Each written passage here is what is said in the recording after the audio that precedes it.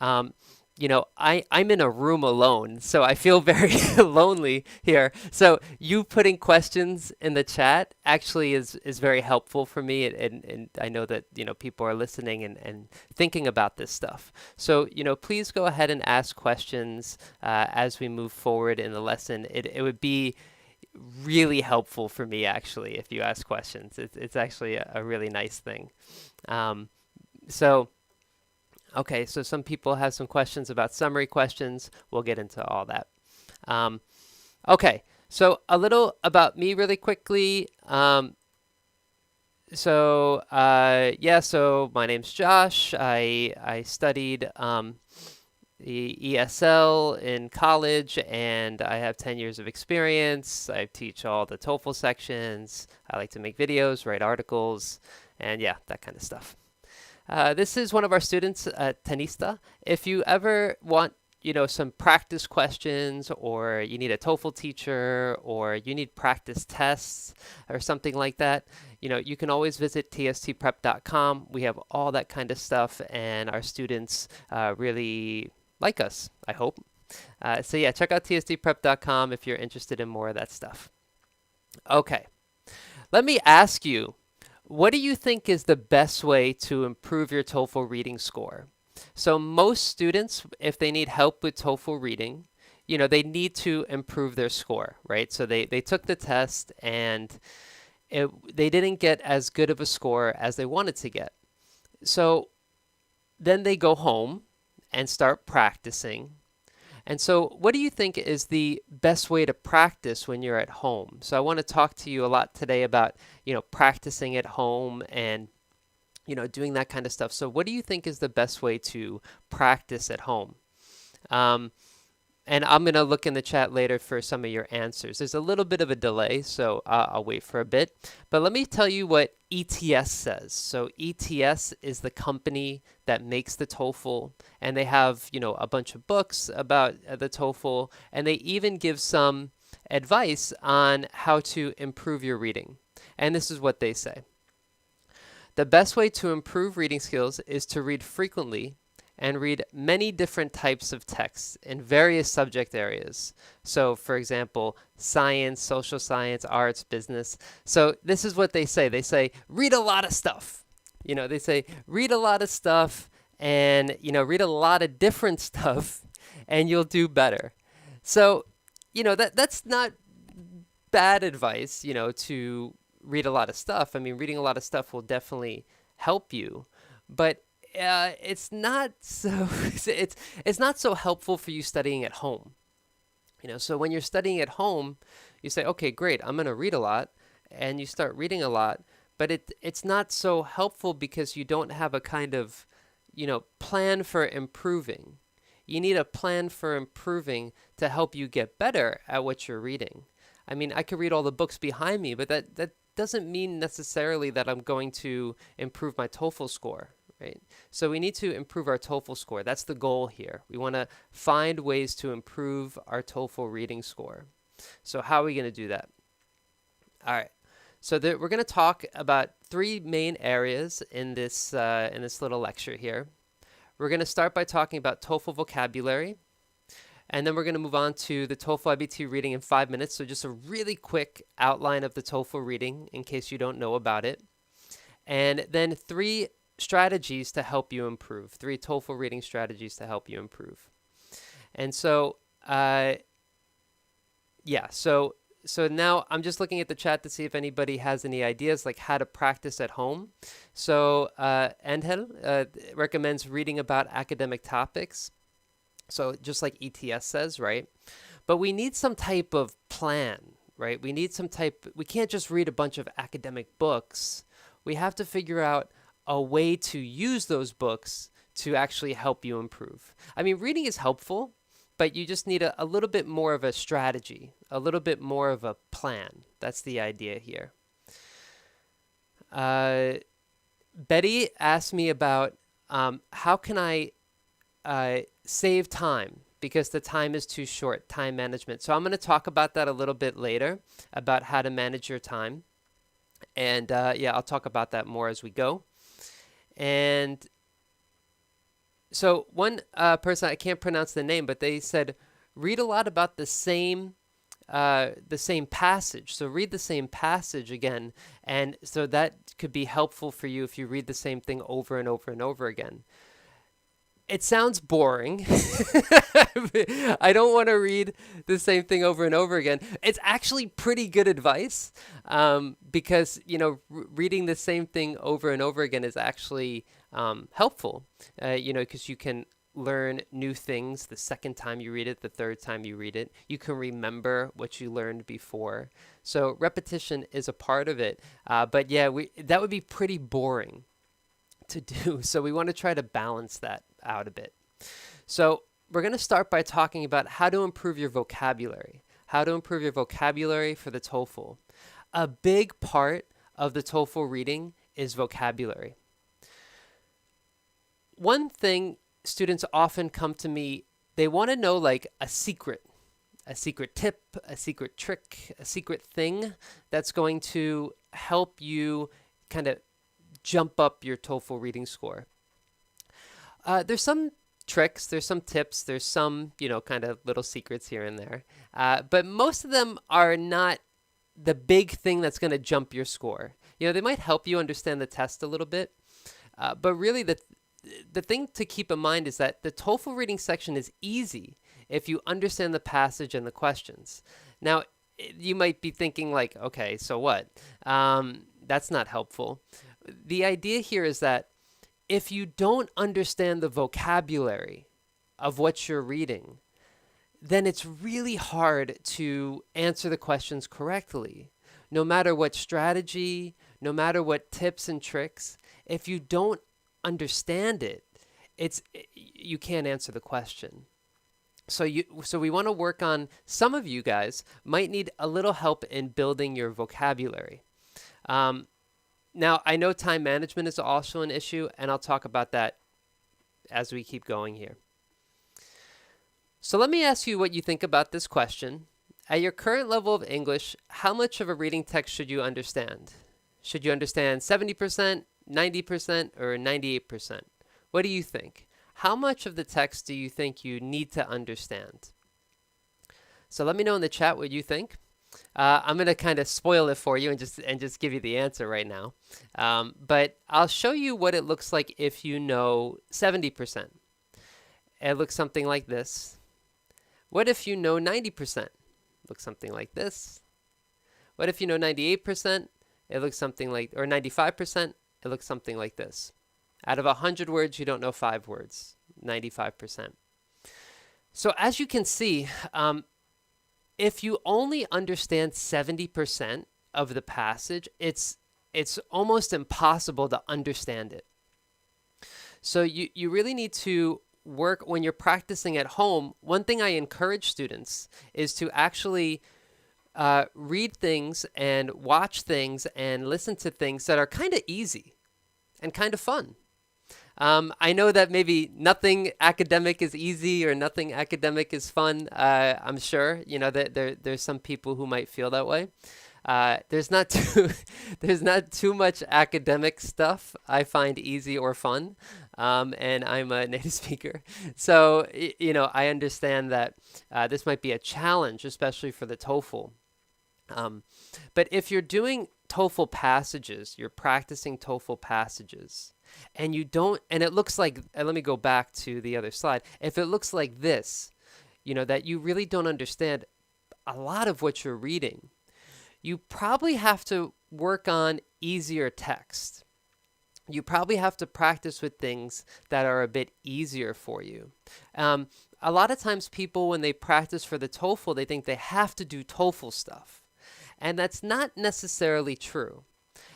Usually I say to kind of balance it, like do a little bit TOEFL stuff, a little bit of, things that are fun and enjoyable and not too painful and kind of easy. Even though the TOEFL is an academic text, it's also a test to judge your language. Do you know English well or not? And part of that is just, consuming a lot of English stuff and learning and growing. So one thing that might surprise you is that I don't always recommend TOEFL stuff for students. I actually often recommend using things that you like, TV shows, movies, YouTube channels, books that you like, things that are kind of easy and fun and enjoyable. But what do you think? Do you agree or disagree with me about this? I'm going to give you some ideas of how to do this, but let me check the chat, see what people think. Um, uh, okay, so Zulamita, sorry if I pronounced that wrong, said, my way to improve reading is to put difficult words in the translator, then repeat them, and finally read again the same paragraph. That's great. The one thing I would say is that for me, the biggest thing is that I remember the words that I learned. So if I look up a word in the dictionary, English, or I study Japanese, so if I'm studying Japanese or if I'm learning English, and I look up a word in a dictionary, it helps for about 10 minutes. and then I totally forget it until it comes up again, until I see it again in a reading and I'm thinking, oh, what's that word? I know that word. I saw it before. So you want to try to have something that you can actually remember the words. If that helps you remember, great, then do that. The biggest thing is that you want to try to remember the words. In regards to the question of 70, 90, or 98%, some people said 70, 90, and nobody said 98. Juliana asked, how can I build my vocabulary? So I'm going to talk about that right now. Medium says, we don't have much time to understand 90 or 98% of the reading. What we need to do, I think, is to scan quickly and focus on main ideas and main words. That's a great point, Medium, is that she's saying that, you don't have to understand everything. You just have to read quickly and to answer the questions quickly. But remember, to read quickly and answer the questions quickly, you have to understand what you're reading. So it doesn't matter if you read quickly but don't really understand what's going on, you can't really answer the question. So it's kind of one and the same. It's connected. Okay, so let me go to the pro tip here. So this is answering Juliana's question, how to build my vocabulary. And so I'm going to recommend a couple websites as well to help you with this. But let me get into it. The first thing is to read a lot of easy and enjoyable text, or watch with subtitles, easy and enjoyable things, movies, TV shows, YouTube channels. This is one of the best ways to improve. Now, the reason is because it's fun. It's not painful. And so, if studying for the TOEFL feels painful, you probably don't want to do it, right? So you probably don't want to do it because it's like, you guys are busy. You have work, you have family, you have responsibilities, you have, things that you have to do. So studying for the TOEFL is a kind of like chore, something you have to do. And, if you're anything like me, things you have to do but don't want to do, you'll kind of put it to the end of the day, and then things come up and like, oh man, I don't have time to study for the TOEFL, or oh man, I don't have time to exercise. Too bad. So, these things that are a little uncomfortable, a little painful, are harder to do every day. So the first thing to build your vocabulary, so if you have to build your vocabulary, I would actually suggest minimizing the amount of TOEFL stuff you do and actually do more of reading and listening and watching things that you enjoy. A good website for this is LinkQ. They have a lot of practice for students who need to build their vocabulary. They have like a Chrome extension where you can, and I'll actually put in the chat the website LinkQ, linkq.com. They have a Chrome extension where you can go to a lot of different YouTube videos and a lot of different Netflix shows, and you could download the transcript of the show or of the YouTube channel, and then you can upload it onto LinkQ and study it. And the reason why that's helpful is because you can watch something and then you have the transcript you can read and watch at the same time. One question I get from students is about translating. Is it okay to have like translated subtitles? And my advice is no. You want to just have subtitles in your target language, in this case English, because if you have subtitles in your first language, let's say your first language is Japanese, if you have subtitles in your first language, you'll just read that and not worry too much about what else is going on.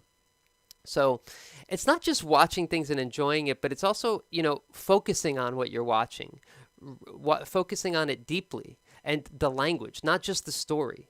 Usually we watch things because we like the story and we just want to listen to the story, but you want to have you're like studying and enjoying at the same time. You need kind of both of them together. So you're watching, but you're focused. It's not like you're on the couch relaxing. You're focused on your computer or wherever you are, and you're trying to study what you're watching. And another site that I'm a part of is LinkQ. Is Langdive. It's a new site. It's kind of not ready yet, to be honest, but the idea behind this site is that you can put any YouTube video there, and then you can look at the subtitles, and you could click on a word and you can look at the definition, you could see examples, you can hear the pronunciation. I'll put a link to that as well. Is to Langdive. But like I said, it's kind of in the works right now, but it's free. You can check it out and see if you like it. But that's one way. You want to have resources that include text and storytelling. So, you're watching a video, you're watching a show, and it's like a story. So you see the word in context. You see how the word is used every day. You don't want to study a list of words. And I'll say that avoid studying a list of words. And the reason for I put it in the wrong place. Sorry. Let me put it in the chat here. Avoid studying. Let's see here. Avoid studying a list of words. And the reason for that is just because a list of words is not. You don't see how it's used in context, so it's hard to really understand how it's used. So you can have a list of words, like we have a TOEFL vocabulary list that we give to students that we think is helpful as a reference. So if you want to find if a word is important, but I wouldn't just study a list of words. All right. Now the second actually before that, let me just check. Okay, so there are common to everybody such as medicine. Omar, I love your comment. Omar says, you're all gonna score 119. Mark my words. So yes, thank you, Omar. Nice positive comment there. Good. Everyone's gonna get a perfect score. Okay, so some people have questions about time management. I'll get to that. I'll get to time management. Let me finish this little spiel here. Okay. So the next pro tip is to use a flashcard app to help your memory. You probably hear teachers talk about flashcard apps all the time. It might not be for you. You might not like flashcards. That's fine. Anything that you can review what you've learned is the best approach, so that you study the vocabulary and then you can review it again. You can see the word again. Teachers recommend flashcards because they're designed to come back when you're gonna forget it. So there's some algorithm that knows okay, you're gonna forget this word in 2 days. So 2 days you open up your phone, you open up the app, and the word is back, and you have to define it. So that's why a lot of teachers recommend it, because it's pretty easy. You don't have to think so much. The words are just given to you. A lot of students don't like it because they're just not comfortable with it. It's just not a fun experience. Or there might be a lot of reasons. And let me know what you guys think. Do you like flashcard apps, or they're not for you? What I would suggest if you don't like flashcards is to have some type of way of reviewing. Either you write a story using a couple of the words that you learned, or you try to use the words in a conversation, or you have some type of way to track what you're learning and track what you're doing. Any way that you can track what you're learning is really the best way to do it. So reviewing is really helpful, and that's why teachers recommend flashcards. So when you use flashcards, they come back when you're about to forget. So this is a kind of chart that shows you kind of what they when the flashcards come back 1 day later, 3 days later, 7 days later, and it improves your memory. But yeah, any type of review process. One website is Quizlet. They have a bunch of pre-made flashcards already. The one thing I don't like about Quizlet is that you can make your own flashcards, and there's a lot of flashcards. There's a lot of stuff there. So you can download a TOEFL vocabulary flashcard deck on Quizlet, but I'd recommend making your own flashcards because they will help you remember more. Really up to you what you want to do. And again, the site Langdive as well has flashcards that you can check out. And so does LinkQ as well. LinkQ also has flashcards. Okay, so far we have read things that are easy and enjoyable. So that's the first thing, to build your vocabulary. So we're talking about building your vocabulary. Read things that are easy and enjoyable. Easy and enjoyable. Okay, number 2. Review what you learned, either with flashcards or any other type of process that you have. And the third thing is to count your words and have a goal. I don't know why I'm typing it in the chat. You can just see my screen, but I just realized that. But so the reason why I say have a goal is because you want to feel like you have like a target, something you're aiming for. You say, okay, I'm going to improve my vocabulary, but like, how do you know when that ends? How do you know when, okay, I've improved my vocabulary, now I can just focus on TOEFL? How do you know that? How do you know when that happens? So that's really hard to do. I'll give you some numbers that I found after doing a little bit of Googling. This is SEFR level. I don't know if you guys know about SEFR level or not. But so this is about how much active or passive vocabulary you have. Active vocabulary means that you can use it right now when you're speaking to somebody.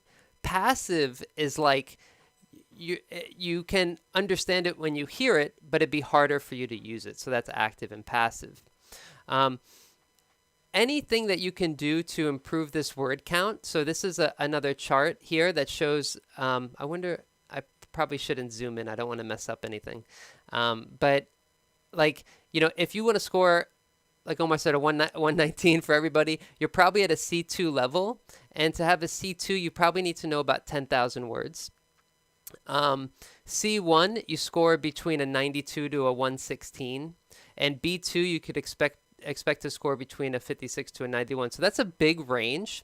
But your SEFR level does have an impact on your TOEFL score. So be aware of that. If you want to count your words, again, Langdive can help you count the words, and LinkQ can count your words as well. Okay, so how to build your vocabulary. Easy and enjoyable stuff. Have some type of review system like flashcards, and also count your words. Count your words and have a goal for how you're going to finish. Now, I'm going to talk about time management because I've gotten multiple questions in the chat about time management. I wasn't going to talk too much about it, but since everyone's asking me, I should talk about it. And then let me just see what any other questions we have here. Okay. Yeah, flashcards is a good idea. Yeah, I think so. I gave some ideas for the flashcards. Langdive and LinkQ are the best ones. Somebody asked a question about fill in the table. The fill in the table question is really rare. It's not so common, so I wouldn't worry too much about it for the most part. I mean, that's easy for me to say, but of course, it's harder for you. You'll worry about it. But yeah, fill in the table, I would say, is not so common, and I'd have to kind of talk about it a while, so I'm probably not going to get into it. Yeah, Mariam said, so Mariam gave some advice. Fill in the table questions are general ones, not specific examples. I would say that's true for the summary, but I don't know about fill in the table questions, because fill in the table usually asks you to differentiate between like two things. So for example, let's say the fill in the table questions ask you, what's the difference between, zebras and giraffes? They won't ask that, but zebras and giraffes. You'll have to give specific characteristics about zebras and about giraffes. I would say usually general statements are better for summary questions is good, but fill in the table is a little bit different because they usually give you two different topics, and you have to give details about each one. Okay, somebody asked a question about speaking. I'll have to talk about speaking another time. And you can read nonfiction books. Okay, so let me talk about time management. Now, where to start? When you take the test, there are a lot of things that you're thinking about, and it's hard to kind of organize all your thoughts and ideas. So you have this reading passage, and actually let me keep going. I'm gonna get to it in like 2 minutes because it does tie into a part of that I'm gonna talk about in about a minute. So let me keep going, and then I'll talk about time management. Okay, TOEFL iBT reading in 5 minutes. Let me just quickly run down what you have to do. So once you feel like your vocabulary is done, you're ready to focus on the TOEFL, or you're doing both, which is totally natural, and you should do that. You have 3 passages that are 10 questions per passage, and you have 54 minutes in total. Now, some students will message me and say, hey, you said 3 passages, 54 minutes, but I had 4 passages and 72 minutes. That does happen, that you will get an extended version of the reading or listening where you have 1 extra passage. So I should say that more often. And that's the extended version here. 4 passage, 72 minutes in total. And okay, approximately 700 words per passage. So it's a pretty long reading passage. You have to read for a while. And these are the possible topics you could be asked about: anthropology, art history, astronomy, biology, education, environmental science, geology, history, literature, meteorology, psychology, sociology, zoology. So there's a lot of different topics that you could be asked about. It's pretty impossible to predict what you're going to be asked about. Maybe somebody wants to share, some topics that they have trouble with, or a topic that you had on the reading passage. This is an example from ETS. So there is a free TOEFL iBT test. If you just Google it, free TOEFL iBT test ETS, you'll find the example by ETS. You can do a practice that's actually their practice test. And this is what the test looks like. There's a timer that everybody's scared of, and next, show answer, all that kind of stuff. So there's a lot of things. Some people ask, what if I don't know about the topic? What if they ask me about astronomy? They ask me about the stars, astronomy, and I don't know anything about astronomy. Well, according to ETS, the passages cover a variety of subjects. Don't worry if you're unfamiliar with the topic. All the information needed to answer the question is in the passage. So, so in theory, everything you need to answer the question is in the passage. This is not a test about astronomy or about literature. It's a test about, what you know. It's a test about what you know about English. And now, why do I say that? I say that because even if you don't know about the topic, you can still do well with the passage. I think after working with a lot of students that this is not entirely true. And just to give you an example, I'm better when in classes like history or literature. I'm not as great in science or medicine or anatomy, so those things I'm not so strong at. So when I see a passage that's about medicine or anatomy, I find it more difficult than I do for something about history. It's just because of my learning style. So I do think there is a little bit of luck, if you get an easy reading passage or not, or something you know about or not. But in theory, everything that you need to answer the question should be there. Okay. These are the question types here. I'm not going to talk about them actually because they're, you could talk about each one forever. I'm going to just talk about general strategy. But the one thing that I will say is that should I learn a strategy for each particular question type? So sometimes you'll meet teachers or you'll buy books that teach you like a strategy for inference questions, a strategy for summary questions, a strategy for vocabulary questions. And it's like a step-by-step strategy. Like first do this, second do this, third do this, fourth do this, fifth do this. And they do that for each question. In my opinion, strategy is helpful, but I wouldn't follow a step-by-step strategy for each question type because I think it'll drive you crazy. If there's one question type, like for example, summary or inference that you really struggle with, then maybe a step-by-step strategy is a good idea. But for the most part, I recommend students learn general strategies that they can apply to multiple questions. And I'll say that again. I recommend general strategies that you can apply to multiple question types. So you don't have to worry about following a step-by-step approach for each question type. I used to teach that way, and I found that students were focusing too much on the strategy and not on answering the question, which is the most important thing. You got to answer the question, right? So that's why I don't usually recommend a step-by-step strategy for each question type. And we're going to talk about the strategies right now, the general strategies. Okay, so let me just skip. I'm going to skip those here.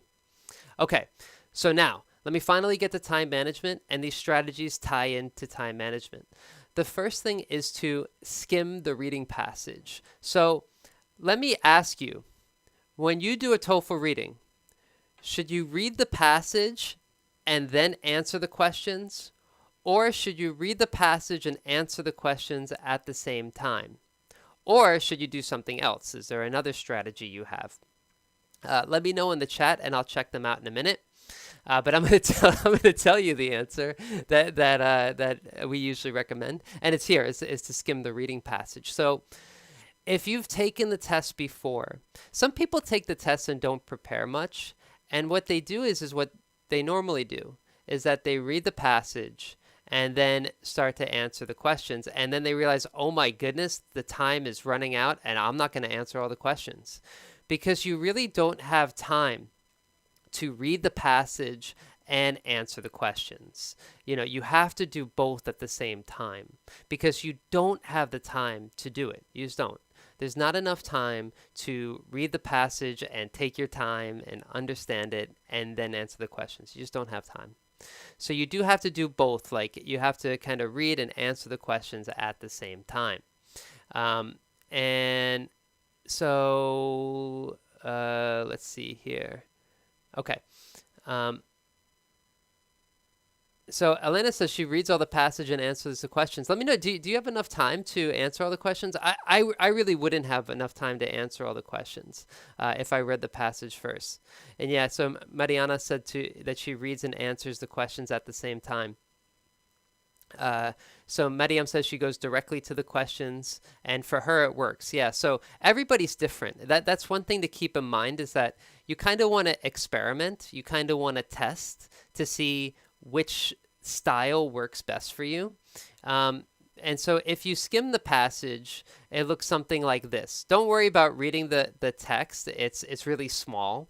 I just want you to focus on the yellow highlighted part, which is the first and last sentence of the introduction and the first sentence of each body paragraph.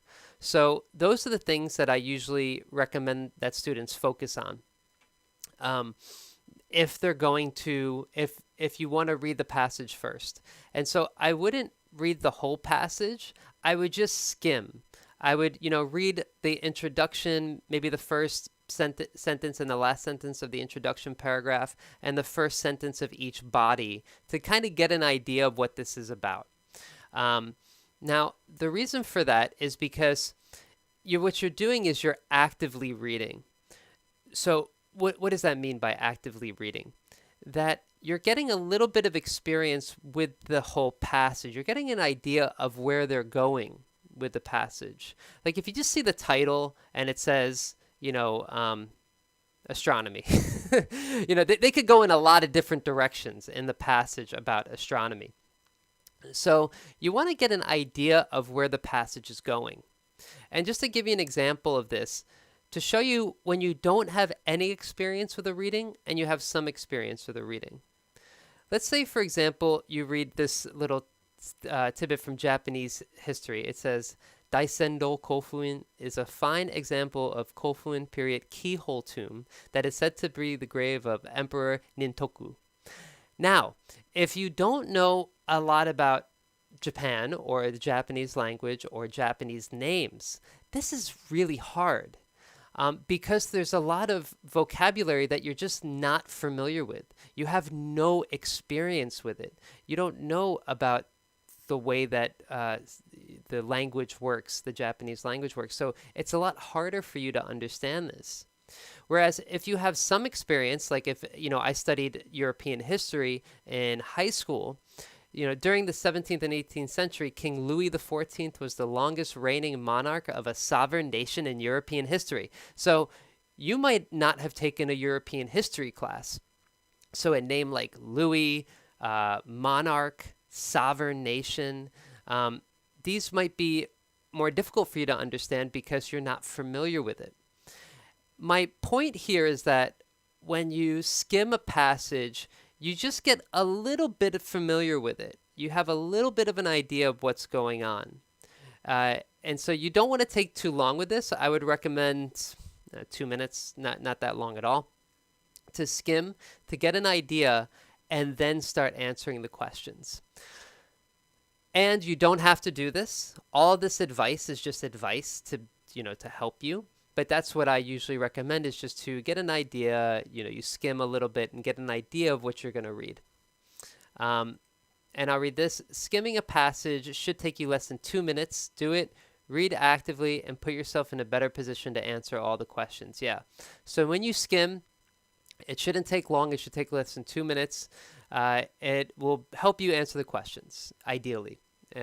If you do this, if you practice this and you say, you know what, Josh, this doesn't work for me. I feel more confused. I don't know what the passage is about. Okay, then you don't have to do it. At least try. Try this out. See how it works for you. And yeah, let me know. Let me know what you think in the comments.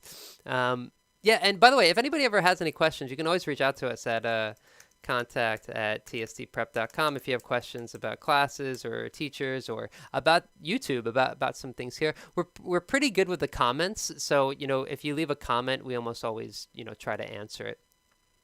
Let me see what's going on in the chat. Please interact in the chat. Again, it helps me feel less crazy to be in a room by myself here.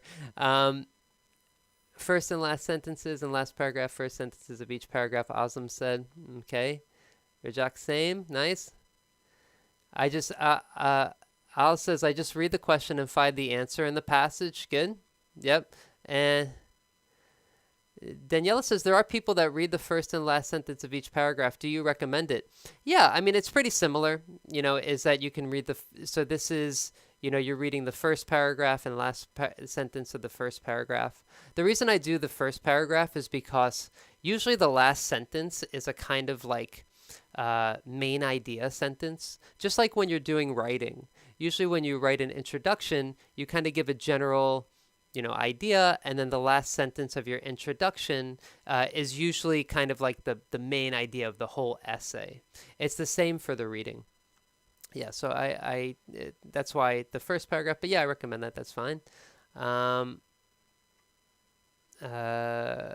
Saki says, I read the question and find the paragraph later.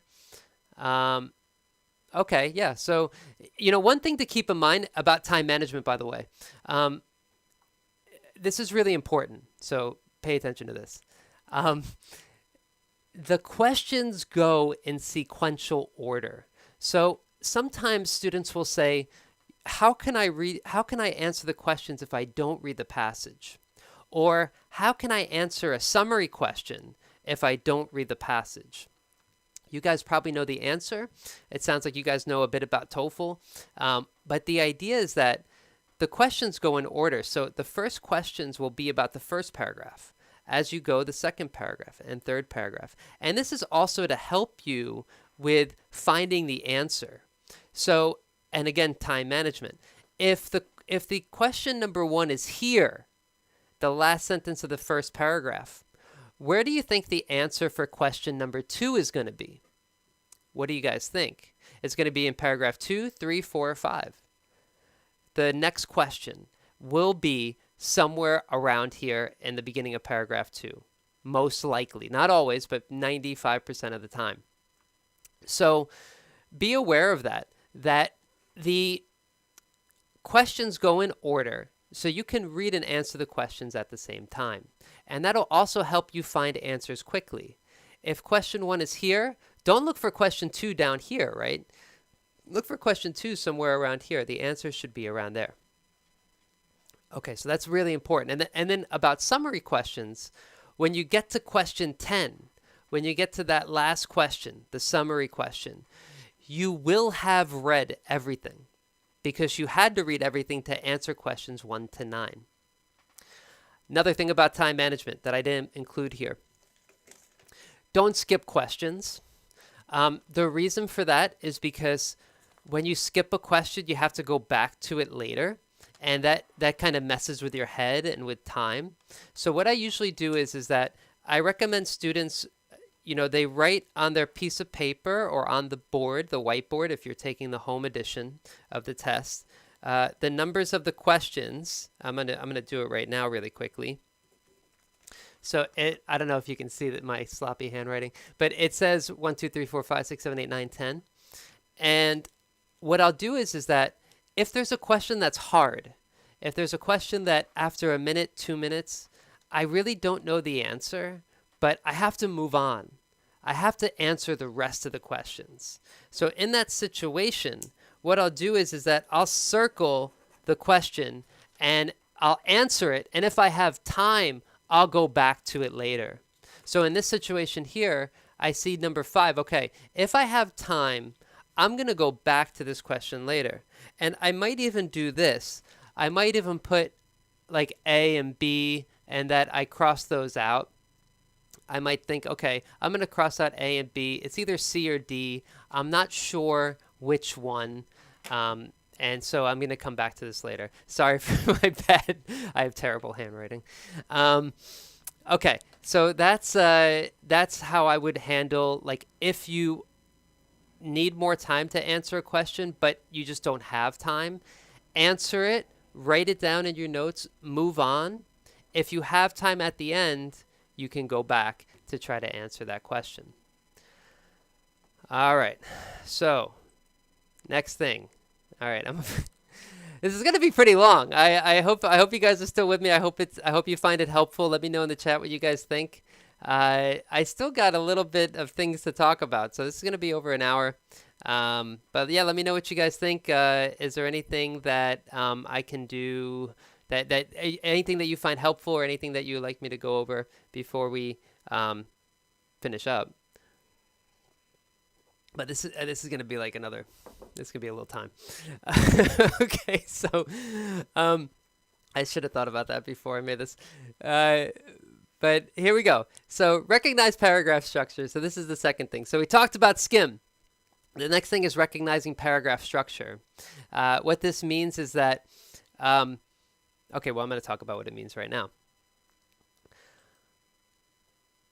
The first sentence, second, third, fourth, fifth, sixth, and last sentence of a paragraph follow a structure. Now, if you know about writing, then you kind of know this stuff already. But basically, the idea here is that your first sentence of your paragraph is a kind of introduction. The second sentence makes it more specific. The third to sixth give more details and examples about the topic. And then the last sentence kind of sums things up. And the best way to kind of explain this is to give a really simple example. My childhood wasn't much different from others. Okay, so I'm going to talk about my childhood, right? The second sentence, I have to make it more specific. I grew up in Valley Stream, a suburb of New York City. Okay, so childhood, main idea, getting more specific. I grew up in Valley Stream. I'm going to explain what this has to do with TOEFL reading in a minute. The third to sixth sentence. My family would eat dinner together, go to church on Sundays, take road trips in the summer to meet distant relatives. The grades I received were average. I spent most of my time hanging out with friends, chasing girls, and playing sports. Okay, so that's giving more details about how I spent my time in Valley Stream, where I grew up. And then finally, things changed, however, when I moved away from home and started college. So I'm transitioning to the next paragraph where I'm going to talk about college. Now, this is the same thing as what you have to do or what's being written in the TOEFL reading. It's just more academic. It's a little more difficult. Now, this helps because if a statement sounds general, it's probably located in the beginning of the paragraph. If the statement contains specific details, it's probably located later in the paragraph. So I use this to kind of help me find answers faster and easier. So that's the goal here, is to find answers easier. Let's look at an example here. Here is the topic sentence, right? Very general. There has been much discussion over why altruistic behaviors exist. So this is about altruistic behaviors and why they exist. Let's make it more specific, the pink part. Do these behaviors lead to overall evolutionary advantages? Do they help altruistic individuals pass on its own genes? One explanation is for altruistic types behavior is found in the genetics of natural selection. So altruistic behavior, don't worry if you don't know what this means, I'm just using it as an example. Altruistic behavior is the general statement. Make it more specific and talking about natural selection and altruism. And then the middle part here gives specific examples, talks about Richard Dawkins and his book, The Selfish Gene, and so on and so on and so on. And then they sum it up with a transition. Selfish gene theory has been controversial over the years and is discussed among scientists in related fields. So the next paragraph will probably discuss, how scientists talk about this in related fields. So this is how it works in the reading, in the TOEFL reading. And this is another example here as well. This isn't 100% all the time, but this is generally how paragraphs are structured. And again, you probably know this from writing, but you might not have thought about it with what you read. But what you read should follow something pretty similar. And so how will paragraph structure help you eliminate answer choices? So how will it help you? Well, basically you can see here, altruistic behaviors are not exclusively witnessed in humans. So this is a more general statement here. Sorry, I'd zoom in, but I'm a little scared to zoom in and lose the picture. But this is a more general statement. So since this is more general, I'm going to look in the beginning of the paragraph for it.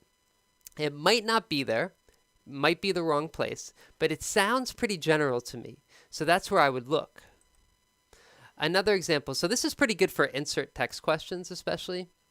Though it was not Asia, he still recognized the opportunities and wanted to share what he had learned about this new land. So I know this is at least after the first sentence because it's saying he, like who's he? Well, it's a referent, they have to refer to somebody.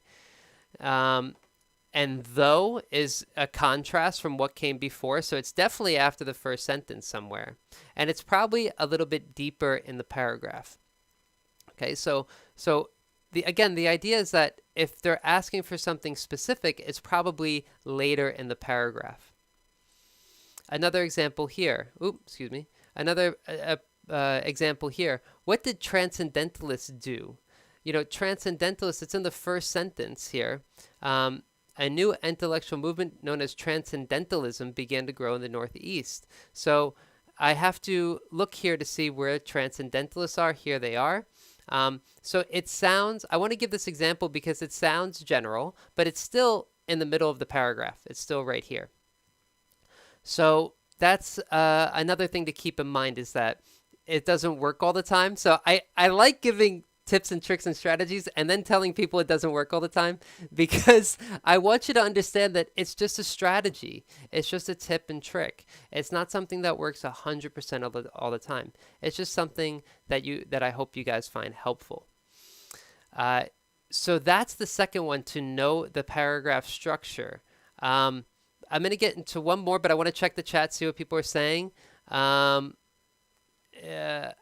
Ali says, sometimes when I think too deeply about the question, I end up choosing the more complex choice, but the actual answer is the more basic choice. Yeah. Yeah, that happens. So sometimes you can overthink the question too much and too deeply. So you want to be careful with that, and you don't want to do that, of course. When you're doing it, you have to kind of trust your instincts a bit. Like after you think about it for a while, okay, this is the best I can do. I think it's correct, but I got to move on. I got to go to something else. Okay, so that's totally fine. Okay, but what do you recommend for people who get nervous? So, okay, Danielle asked a question. What for people who get nervous? One thing is that, and this happens for TOEFL speaking a lot. People get really nervous. Your nerves never go away. So that's the bad news, is that, you will always be nervous. I don't have like a magic pill, unless you go to a pharmacy and get a pill. But I don't have a magic pill to make you not nervous. But what I will say is that, it's natural to feel nervous because you're doing something important. And, it's scary. You don't know what's going to happen. So this is very natural. The one thing that is in your control is your preparation. So if you prepare and you feel like you did as much as you could, you're busy, you have work, you have family, you studied as much as you could, you practiced as much as you could, you watched YouTube live videos of TOEFL, even though you could be doing a million other things, but you're here. I mean, that's amazing. So you should really be proud of yourself for doing that, and focus on what's in your control, is like what you study and how you prepare. So when you go to take the test, you're like, okay, I'm nervous, but you know what? I did everything I could. So I'm going to just do my best because I did everything I could, and I feel ready, and that's all I can control. And that's what I would recommend for feeling nervous, is just preparing and feeling like you did all you could. That's the biggest thing. All right. So, I'm going to go to the next one, but shout out to Miriam. She told me recently that she got her writing score. Again, check out TST Prep. We have teachers who help with writing and speaking and reading and listening and all that kind of stuff, and also practice tests. So tstprep.com. Wanted to give a shout out there. Now, let me go to the third reading strategy, is to increase your speed with keywords. So you guys might have heard of keywords. Let me know in the chat. Have you heard of keywords? Do you know about them? Do you use them?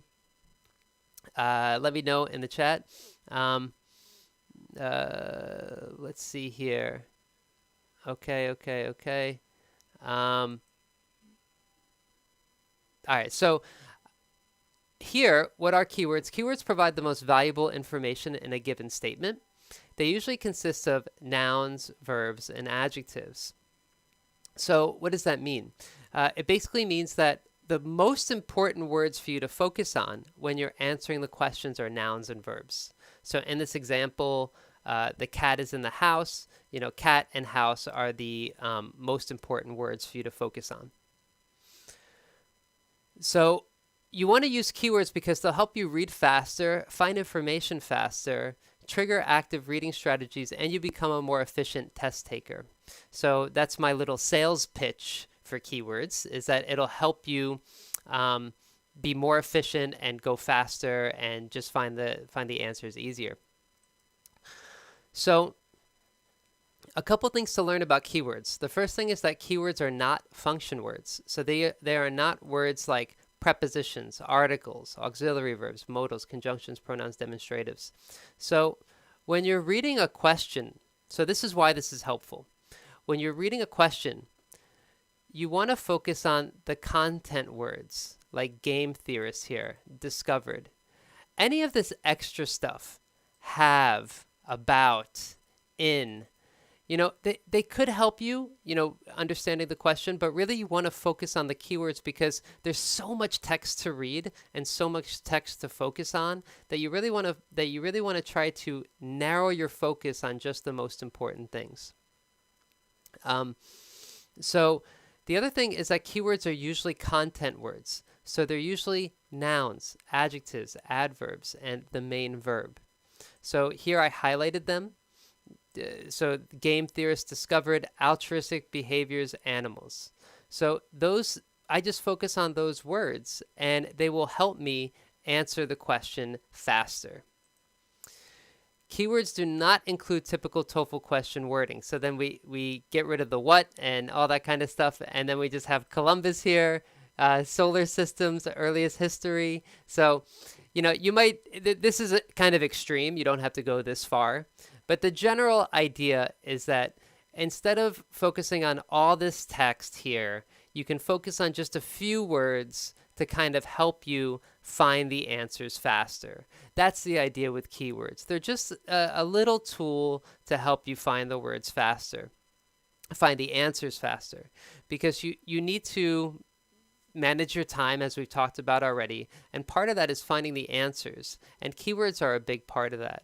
And you know, sometimes you could cut a lot of words out and all you have to do, okay, I got to find Columbus somewhere. And there he is right in the first sentence. So again, finding the answers is kind of hard. There's a lot of text. We want to try to make it as short as possible. One way is to focus on keywords. Okay. So what do you think is the best way to improve your TOEFL reading score? So I just talked about this long, lecture about, studying vocabulary. We talked about these three strategies. So let me go back really quickly. So for the vocabulary, we talked about using easy and enjoyable materials, setting up flashcards, and counting your words to have a goal. When we talked about the strategy for the TOEFL reading, we just talked about, what did we just talk about? Let me find the slide here. Here we go. You skim the reading patches, you recognize paragraph structure, and you increase speed with keywords. So those are the actual I wanted to give you a mix of like how to practice at home with vocabulary and also some really good strategies to help increase your speed. Let me know if there's anything I missed in the comments below. This is coming down to a close. I'm going to check the chat just to see if there's any last questions here before I go.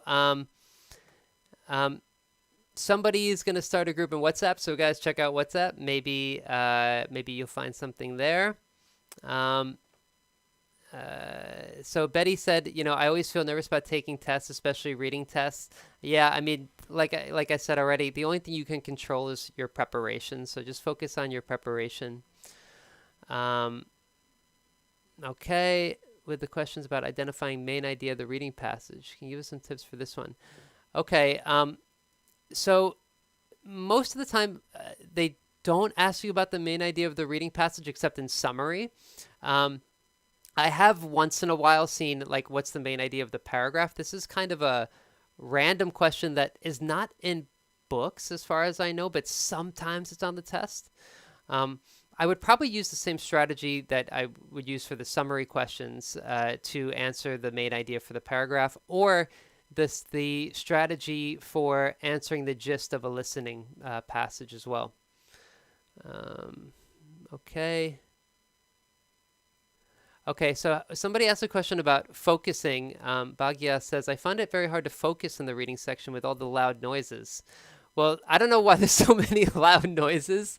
The home edition should be just in your house, or the test center. You should maybe find a different test center.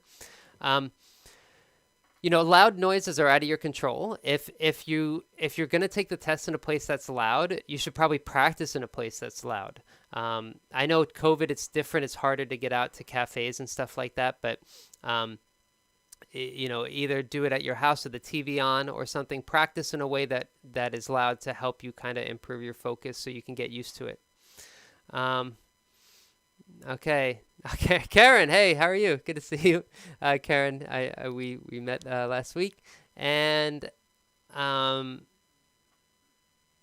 so sometimes Daniela asked a question about sometimes there's a question that relates to two paragraphs 5 and 6. What can you say about these questions in specific, like tips? I don't have anything to say in particular because that question type is pretty rare. I've never seen it. Maybe once in a while it comes up on a test. I would say that if you needed to look at multiple paragraphs to find an answer, um, you have to kind of go through each of them and go through a process of elimination. So, okay, the answer is not A, it's not B, it's either C or D. I think it's C. And that's for all the questions, really. So that's not a really secret tip or anything like that. But if they ask you about the main idea of a paragraph or two paragraphs, you have to read both of the paragraphs. So it's kind of like bad luck if you get that type of question, because you have to read everything and you have to eliminate each choice, and it'll take time. So that's one thing. There's no really big secret tip for that. Do you recommend doing an exam before the day of the test? This is a great question. No. Well, yes and no. So I recommend that you take a practice test the week of the test. I recommend doing a practice test that you've already done before.